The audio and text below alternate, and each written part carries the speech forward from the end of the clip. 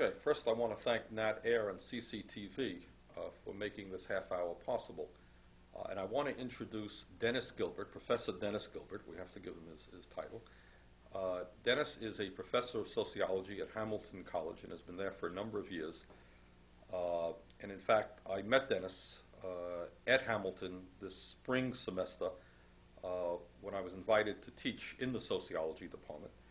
And Dennis very kindly has decided to come to the state of Vermont for the summer and the fall, and he's going to be helping out in the campaign, helping me deal with some of the important issues facing this country. Dennis, thank you for participating in the campaign. Thank you, Bernie. It's a privilege. And what we wanted to do today is to talk about some of the important issues of the campaign as we see it. And we can do it on public access television in a way that you can't do it on commercial television or in the newspapers, where you often get 30 seconds to talk about the major issues of the day, or you get 5 lines in the paper.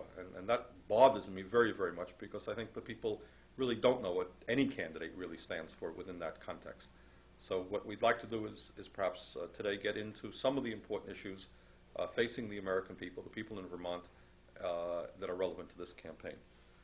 Okay, Dennis, what do you think? Well, let me ask you a question. You are an issue candidate, I think more than any other candidate that I know of. What do you think is the single most important issue in the campaign? Okay, there are obviously dozens of issues of enormous importance. I'll tell you what I think the single most important issue is. It's not that you have 3 million people sleeping out on the street, and it's not that the savings and loan bailout is probably the biggest financial ripoff in the country, and it's not that we're spending far too much on the military, and not the gap between the rich and the poor, and the environment, and all these other issues of enormous consequence. What I believe very strongly is that the most important issue is that the American people are giving up on the political system. Okay, they're sick and tired of it. Some people talk about the apathy of American voters, that half the people no longer bother. Well, some people say that people are just satisfied. Well, I don't believe it. That's why we don't hear complaints. No, I don't think it's satisfaction. I think rather the word is despair. I think people see that this country and their families have very serious problems. They watch the television, they watch CBS and NBC, and they don't see the reality, their reality in their lives reflected on television. They listen to the Republican and Democratic parties and the politicians talking, and they don't see the reality of their lives reflected in the political discourse that's going on. And they say, what's the difference? Why should I go out and vote? It doesn't make a damn bit of difference, I can't afford health care, can't afford, my mortgage. I have no control over what's going on in my job. Government is wasting huge sums of money. They're raising my taxes. Rich people pay less than taxes. What's the difference? Okay, so but we do have a democracy here. Why don't people just go out and vote for something that's okay, but that's really what the issue is. To what degree, if you ask me again what the most important issue of the campaign is, how is the quality of our democracy doing? Now, I don't know how many viewers who are watching this program know that right now the United States of America has by far the lowest voter turnout of any industrialized nation in the entire world. Our neighbors north of us in Canada, I think it's 70–80% of those people come out, right? Sweden, 90% of the people come out to vote. Europe, 60–70%. In the last presidential election, less than 50% of the American people cast a ballot for Bush or Dukakis. And even more frightening is in this election that I'm participating in November 1990. You have the entire House of Representatives coming up. You have 1/3 of the United States Senate. You have dozens of governors coming up all over the country. The estimate is that about 1/3 of the American people are going to vote. Okay, now why is that? Why aren't people voting? Well, I'd like to discuss it. I obviously don't know the deepest reason. I mean, I can only guess at it. I think it has to do, as I said a moment ago, with despair. People do not see despair about the political system, about the established parties. Precisely, the establishment. In other words, people are watching the program right here. Many of the people who are watching this program at this moment having a very serious time with the cost of health care. Okay, cost of health care in this country is zooming upward. You know that. Many people have no health insurance, et cetera, et cetera. A lot of small businesses are in trouble. Small businesses up against the wall trying to provide health insurance for their workers. Okay. The government has been talking about this since Harry Truman. Harry Truman in 1948, if my memory is correct, talked about a national health care system. Nothing's happened. The problem is only worse. Okay? In terms of housing, people right now, it's not just the 3 million people sleep out on the street. It's that, as you know more about this than I do, I expect, is that when we were younger, the rule of thumb was that a family was supposed to spend 25% of their income for housing, correct? How many families right now who are watching this program are spending 25% of their income?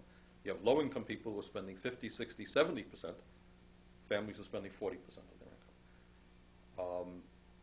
So I think that what's going on is that people sense the problems but don't see the political system responding, and then they say, I don't know what to do. And the other thing, I'll tell you the other culprit, it's not fair just to blame the political establishment and the Republicans and Democrats. It's also fair to blame the media itself. Okay. How so? Okay. Well, because I think increasingly what the mass media is doing, what commercial television does, radio does, the newspapers do, is politics becomes entertainment. Okay? In other words, if you're a politician, we're interested in the mistakes you might make, aspects of your personal life when your car gets towed away, like my car gets towed away.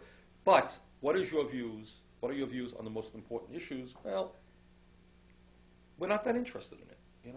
It's kind of boring. I don't want to know what you feel about tax reform. Okay, that's kind of boring stuff. Let's spice it up a little bit. Let's get a little bit of excitement into it. So increasingly, and you see the Burlington Free Press becoming that type of newspaper, and I'm not here to complain about the Free Press treatment. I mean, it's certainly as good as it is for anybody. Typical American paper. Right. Okay. The feeling is that the people are too stupid, really. I mean, that's really what it comes down to, is the people are too dumb to really understand or be concerned about the important issues. So we'll entertain them. We have cop shows on television, now we give them political shows and da-da-da-da. So the end result of that, and I say this not happily, but I think it's generally acknowledged, is that if you go all over Europe, you go all over Scandinavia, it is generally acknowledged that the people in those countries know a great deal more about what's going on in their countries and politically around the world than we in our own country. You must have, you've been teaching at Hamilton for how many years? 15 years. 15 years. Isn't it true that when these kids, and I know Hamilton has programs where the kids go abroad to Sweden and elsewhere, right. Kids come back, they say, my God, they do. Kids in Sweden know more about politics in the United States than I know. Very hard. Right. And the kids then feel, inadequate. Hamilton is a select institution, has very good students. I have students ask me, well, what was the New Deal? Right. When was Watergate? I had a student one day ask me, what is the GOP? Let me ask you about something that's related to all this. Political scientists sometimes talk about what they call non-decisions or non-issues, things that the system somehow keeps from coming to the fore for decision. Now, you yesterday had a press conference on the S&L crisis, the S&L bailout of the savings and loan.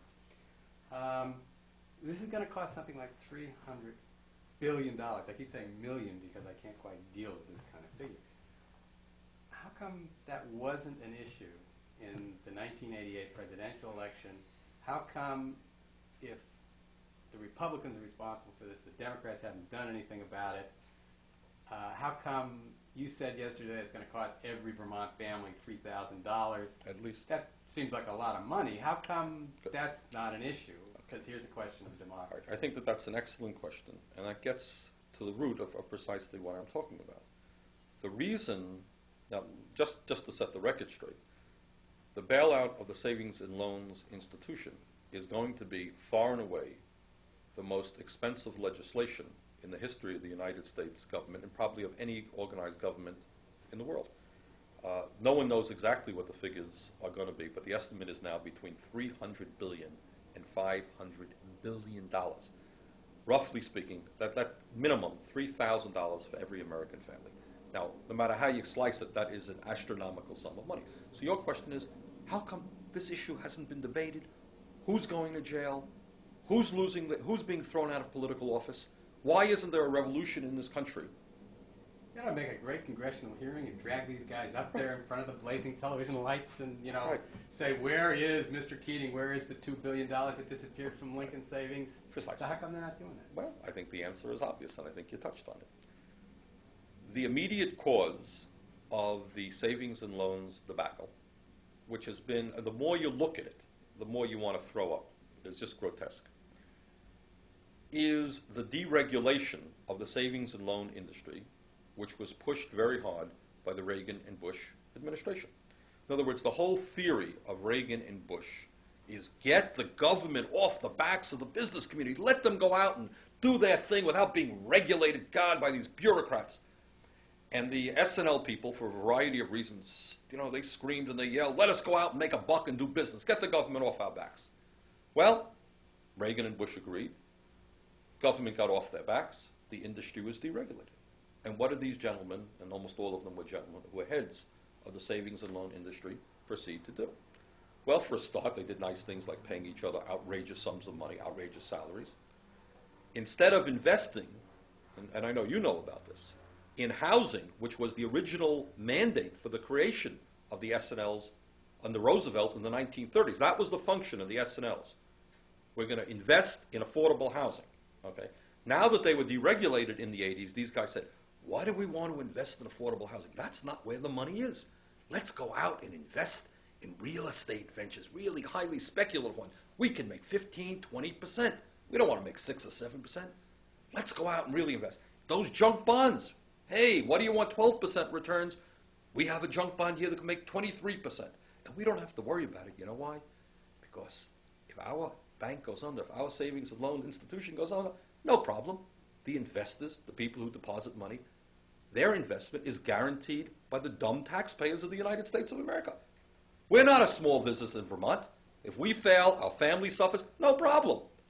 We have the taxpayers of the United States and the full faith and credit of the United States government behind us. So you want to, let's see how many, you need $1 million salary? No problem.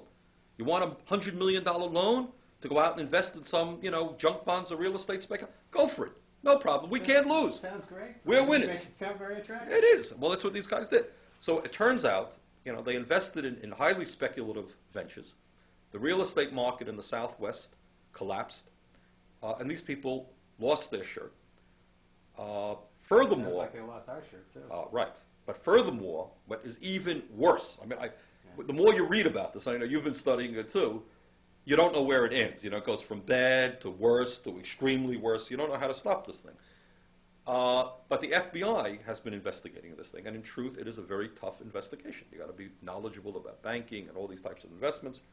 The FBI has estimated that 60% of the S&Ls that failed, that in 60% of the cases, the directors were involved in outright fraudulent and illegal activity. Okay? So it turns out that the government got off of these guys' backs. They went out and they did their thing. It turned out they were a bunch of crooks and swindlers. And what they have done through their thievery is go a long way to destroying the economic base of this country. Because when we have to come up with $300 or $500 billion to bail that system out, that is money that is not going into education, money not going into health care, money not going into economic development, to housing, to Social Security, all of the needs of our people. Now you ask the simple question. Who's going to jail? What senators are going to be thrown out? What congressmen are going to be thrown out of office? And why isn't it being discussed more? Well, I think there are a couple of answers. First of all, we know that this was the policy. This was the philosophy of the Reagan-Bush administration.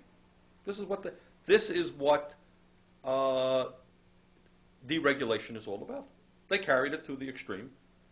But is the Republican Party going to jump up and say, actually, maybe deregulation in this instance might not work? Well, we're not going to hear the Republicans say that. So then the logical conclusion would be, well, the Democratic Party, they're going to really lay it. Right. Now, the truth is, there are some people, Governor Cuomo in New York State has been raising this issue. Some others have. But actually, not a whole lot. Now, why is that? Well, if we think back, I know our memories are pretty short. Americans, we're all famous for having short political memories. Some of us may remember that a year ago, our friend Jim Wright, who was the Speaker of the House, had to resign. Now, why did the Speaker of the House have to resign? Because it was clear he chose not to go through a detailed investigation, or was he up against the possibility of facing criminal charges? I don't know about criminal charges, but he certainly was very exposed. Okay. He knew it. And Speaker Wright had come from Texas. The largest, to the best of my knowledge, he had received substantial sums of money from the savings and loans institutions, was close to the savings and loans institutions. and I expect have done a lot of work protecting those people. Now, he's a Democrat. Tony Coelho, who was the third person there, had to resign also. Now, Tony, I think, was involved more with the junk bond people, wasn't he? But he apparently also had some. I've seen his name mentioned in connection with SNLs in California. All right, so you got It's another big state for this stuff. That's right. So you have California. Coelho's from California, and Wright is from Texas. Yeah. So you have an instance now where the Republican Party is, through Reagan Bush, advocating the policies, and the Democratic Party with Wright and Coelho and many others. There were a number of senators involved in this thing. And then you have the link between our friend Charles Keaton, right? Right. Who, when he gave $1.3 million, I think it was, in campaign contributions, he was asked later, he represented the Lincoln Savings and Loan, right? Right. And he was asked, do you think that your campaign contributions had any impact? And he said, well, I certainly hope that it did. So I think what you're seeing here is both political parties actively involved in the SNL crisis, and I think that that's the reason why you have not heard serious discussion. We got it.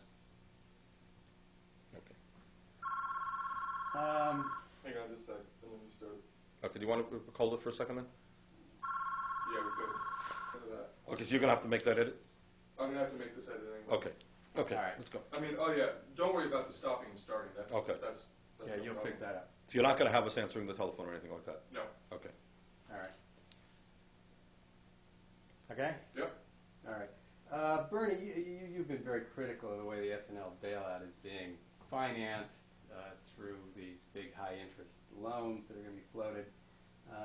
And you've argued that this should be on budget, that we should pay for it through increased taxes on the wealthiest taxpayers and on the corporations. Now, there gets to be a question, I think, in some minds of fiscal responsibility. Isn't this going to add to the tax burden? How much can you milk out of the rich?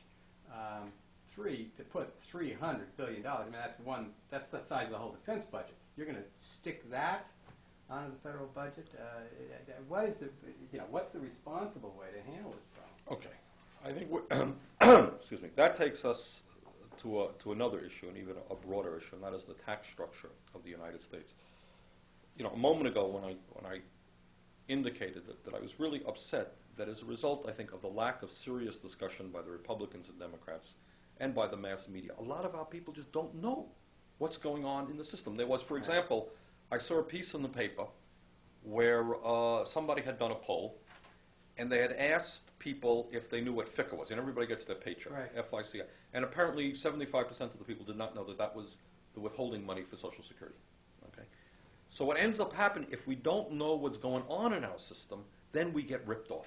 You see, then the people who do know what's going on Rip us off in the places that we don't know about. Precisely. Yeah. Okay. So you have people like President Bush going on television, read my lips, no new taxes. Everybody knows that that's a crock. Okay. Everybody knows that that's a joke, that that's not true. The taxes are going up all over the place, but people don't understand how or why. For example, just while we're on this one issue, Social Security, okay? As you and I have talked about, if people look at their paychecks right now, you will find that the withholding for Social Security in many instances is as high as the withholding that our employers take out of our paychecks for federal taxes in general, federal income taxes, okay? But that's just going for our retirement, right? Well, but let's look at that for a moment. What you have is a Social Security withholding payment which is based on extremely regressive principles. For a start, somebody in Washington decided that you make $1 million a year. I was going to use Donald Trump as an example, but I saw in the paper today that Mr. Trump has problems. Okay. So we won't use poor Mr. Trump. He's in trouble. Just your average millionaire, some guy who makes $1 million. And I do well, and I make $50,000 a year. Yeah. Okay. What the Social Security tax is based on is a maximum payment in of $50,000 a year income. I think it's $51,000. Okay. That means that you make $1 million, I make $51,000. We are both taxed at exactly the same rate, which is what, 7% of our income now? I think now it's almost up to 8. Is it Because almost- in January, 7 points. it went Okay. up. Okay. We both pay the same. Now you make 20 times as much income as I do, but we both contribute the same to the tax system. Okay. Now, how is that? Well, obviously, because the people who are in Washington, the people who are in Congress, are much more interested in representing the needs of the wealthy than they are of working people. Okay? So they have decided, rather arbitrarily, that $50,000 is the limit. If you took that limit off and you charged that millionaire friend that amount of money, substantially more money would be coming into the system than is presently the case. But then some of the wealthy friends of our congressmen and our senators might have to pay more, and that's not, we don't want to tax those guys when you got the middle class and working people to tax. Okay? So let's talk about the tax system. About a month and a half ago, I said, in one of the earlier press conferences of this campaign, I talked about the tax system. And we used a lot of the information that came from a very wonderful group, and if people are interested in this subject, I highly recommend that they contact this group. It's called Citizens for Tax Justice in Washington, D.C. And they're a NADA-type-like group that examines our tax system. Well, they came up with a rather extraordinary finding recently. I don't have the figures right in front of me, but I'll remember them close enough.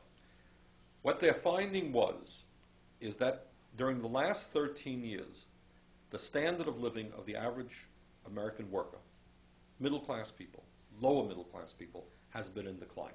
Okay? In other words, their earning power is declining. Their earning power is declining. Okay? We are becoming a poor nation, by and large. Everybody, I think, understands that. But there was an exception. The good news is that while the vast majority of our people are seeing a decline in their standard of living, this is not true for everybody. The good news is that for the people who are in the upper 1%, the richest 1% of the population, not only are they earning more than they did 13 years ago, they are earning, in terms of real dollars, inflation accounted for dollars, more than double of what they earned 13 years ago. Okay? So, for those of you, pretty good. for the viewers out there who are in the upper 1%, and that now is at about, I think for a family, over $500,000 a year, okay? You're doing a lot better than you used to be. Congratulations. But for the other 99%, not quite 99%, but 85% of the population, we are earning less. Okay, so the rich are getting richer, poor and the middle class are getting poorer. Now, how has the tax system responded to this reality? Rich getting richer, middle class and poor are getting poorer. If one was naive and if one was a little bit dumb, you might say, well, if the richest people have seen a doubling of their income, obviously the tax system would reflect that. And taxes for those people would be higher. They're making more, it would be higher. Taxes for the middle class and the poor would be lower. Well, needless to say, that is not the case. The Congress has given huge tax breaks to the very richest people in this country. And in fact, during the last 15 years or so, we're talking about hundreds of billions of dollars in tax breaks. Okay? So what I talked about yesterday in terms of the bailout of the savings and loan industry, and in general, in terms of dealing with the $3 trillion deficit, in dealing with the $3 trillion debt and the deficit of this year, which will be, what will it be, over $100 billion is the estimate? 200. 200 That's when billion. I saw it. So it goes up and down. It's not accounting, well, 200, however, the administration apparently calls it 150 because they take $50 billion out of Social Security and pretend that they're not using it. I mean, it goes on and on. So for those elderly people, what Dennis just said is this, is that for those of you who are senior citizens trying to live on $6,000 or $7,000 a year Social Security, and you can't do it, what you should be aware is that the Social Security system has, what is a $50 billion surplus, Right. which the President and the Congress are using for what we call creative accounting. They take that money and they put it into the general fund so that the deficit looks less than it really is. All right, the bottom line of all of this is that the needs in this country are enormous. We've got to bail out the savings and loan industry. We have a $3 trillion debt. We're inadequately funding education, inadequately funding health care, infrastructure, environmental protection, and a dozen other areas. And people say, well, where are we going to get the money? And I say that you get the money by asking those people, the very wealthiest people in our country, who have received huge tax breaks over the last 13, 15 years, to start paying their fair share of taxes. That you do away with the loopholes that still exist for many corporations. As you know, in 1986, there was some corporate tax reform that did eliminate some of the most egregious, outrageous loopholes. But there are still many loopholes that exist. And you could bring in, I forgot exactly the figure now, probably $150 billion a year just by doing that. Okay. Bernie, we don't have a lot of time left, so let me steer you to something else, and that's foreign policy. You recently made a statement about the administration's extension of most favored trade status to China. What does this say about our foreign policy and about the foreign policy we should have or would like to have? I think it smacks of a great deal of hypocrisy. Right now, as we're talking, is a couple of days after the first anniversary of the slaughter in Tiananmen Square, where some 500 Chinese students were murdered by the Chinese government. Now, I myself believe that the United States should do everything in its power to maintain and improve its relationship with China. I'm not one of those people who say turn your backs, cut off relations. That's absolutely absurd. You want to improve and strengthen your relations with China, which is an enormous country and an important country. I think, though, it smacks of hypocrisy for the President of the United States to say to China, we will give you most favored trade status despite what you have done in terms of human rights. That makes our whole pretense about human rights around the world hypocritical. Okay? If you were going to reward a country which has no semblance of a free press, no semblance of democracy, and also, and this is a point that does not get out a whole lot, the Chinese government today is supporting the Khmer Rouge in Cambodia. Right. They are supplying the arms and the money for the Khmer Rouge, which some of us will remember was the most genocidal government in modern history. That's the Pol Pot murder. That's the Pol Pot. The killing fields. These were the lunatics, the really crazy people who slaughtered. That was the killing fields. I think the estimate is what, several million people of their own country. Yeah, half the population, something Right. like I mean, that or more. The most abysmal slaughter in modern history, and the Chinese government is propping up Pol Pot, and we say, hey, keep up the good work. We're going to give you most favored nation status in terms of trade. Makes no sense to me whatsoever, and I think it's hypocritical. And I think another aspect of hypocrisy is our continued support for the government of El Salvador. It disturbs me very much. This is the death squad government that was responsible for the murder of the same political party in power, for the murder of Archbishop Romero, for the rape and murder of the nuns, the Maryknoll nuns some years ago, for the recent murder of the Jesuit priests. These are bad news guys, and the United States should not be giving them $1.5 million a day. We have better uses for that money. Okay, how are we doing here on... I think we're just about ended. Once again, I want to thank Nat Air and CCTV and congratulate them for the excellent work that they're doing on public access, where it gives all the people in our community an opportunity to discuss issues and talk about what they're doing. Okay, thank you all very much. Thank you, and thank Dennis, you, thank Bernie. you.